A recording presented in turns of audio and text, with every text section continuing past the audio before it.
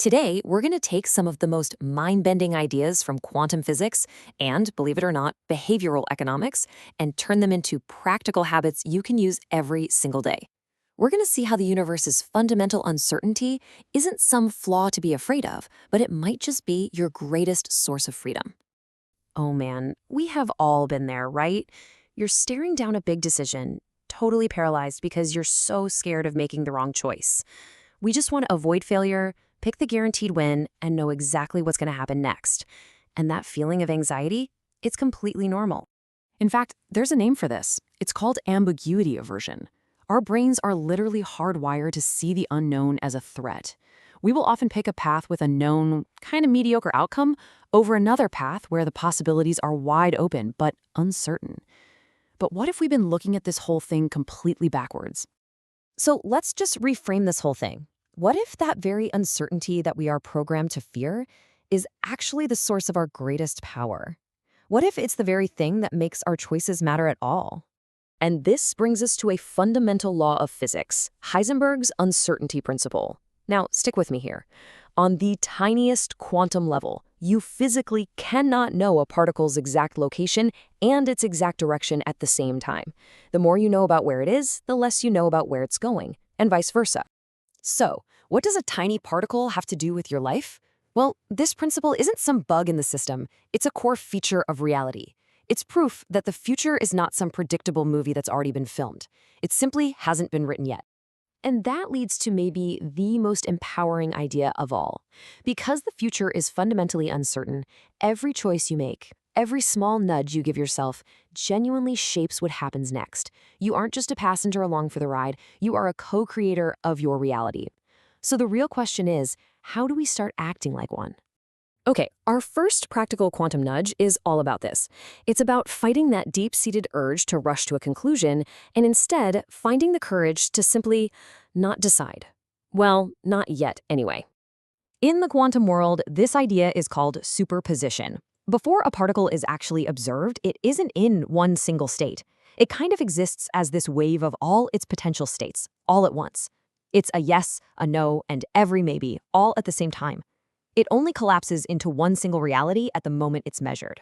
So we can actually use this. When you're facing a choice, don't rush to collapse that wave of possibility. First, just intentionally give yourself time to not decide. Second, allow all the different options and futures to just coexist in your mind without judging them or picking one. Let them be in a superposition. And third, just stay open. And the benefits of doing this? Oh, they're huge. You stay flexible. You create space for new information to show up. You prevent what the source calls decoherence. That's prematurely killing off other potentially way better options.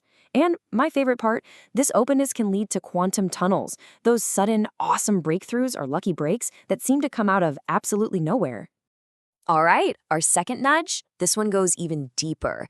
It's all about understanding the active role you play in shaping your reality from moment to moment, just by how you choose to see things. In quantum physics, there's this wild idea called the observer effect. The moment you observe or measure a quantum system, you're not just passively looking at it. Your observation actually forces that wave of possibilities to collapse into one single definite reality. The act of looking changes the thing being looked at.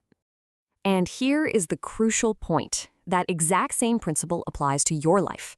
The way you observe an event, the story you tell yourself about it, the meaning you give it, that's not just a reaction. It's an act of creation. It directly shapes the reality that unfolds next. Let's make this super concrete. Say something unexpected happens. A negative observation would be, "This is the worst thing ever." And that just closes doors and creates a ton of stress. But a neutral observation, as the source suggests, could just be, this is a collection of new data. See the difference? Same event, but your interpretation creates two totally different realities. So this means you get to play two incredible roles. You're the observer who collapses all the possibilities of your life into one reality, but you're also the programmer who gets to rewrite the code for what happens next just by changing your interpretation. Okay, finally, let's zoom the camera all the way out. Because these small personal nudges, they don't just happen in a vacuum. They actually have an impact that goes far beyond just you. One of the strangest and most beautiful ideas in all of physics is quantum entanglement. This is when two particles get linked up so deeply that what happens to one instantly influences the other, even if they're on opposite sides of the universe. They're connected in a way that just transcends space. So let's think of this as a metaphor for our own lives. We aren't just isolated particles bouncing around. We are all entangled. A small positive nudge you make, a kind word, a generous act, it doesn't just affect you. It has this non-local ripple effect, instantly influencing your environment and the people around you in ways you might not even see. And this brings us right to the core message from our source material. And I love this quote. The future is not yet decided, and it is waiting with excitement for your here and now nudge. It's not something to be afraid of. It's a field of pure potential just waiting for you to make your move. So, the takeaway really is a question for you.